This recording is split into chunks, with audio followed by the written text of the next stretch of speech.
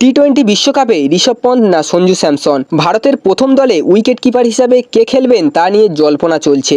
গৌতম গম্ভীর নিজের পছন্দের wicket keeper ঠিক করে নিয়েছেন। এক সাক্ষাৎকারে কেকেআরের মেন্টর বলেছেন, আইপিএলে মিডল অর্ডারে ব্যাট করছে পন্থ, যেখানে সঞ্জু স্যামসন টপ অর্ডারে ব্যাট করছে।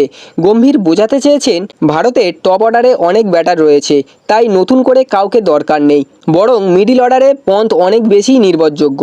গম্ভীর আরও বলেছেন, বাঁহাতি হওয়ায় ভারতের মিডল অর্ডারে বৈচিত্র্য আনার ক্ষমতা রয়েছে পন্থের। ভারতীয় দলের কম্বিনেশনের কথা মাথায় রেখে বলতে পারি, এই মুহূর্তে টপ অর্ডার নয়, মিডল অর্ডারে ব্যাট করতে পারে এমন উইকেট কিপারই দরকার। পন্থের ব্যাটিংয়ের মধ্যে যে বৈচিত্র্য রয়েছে সেটাও স্বীকার করেছেন গম্ভীর।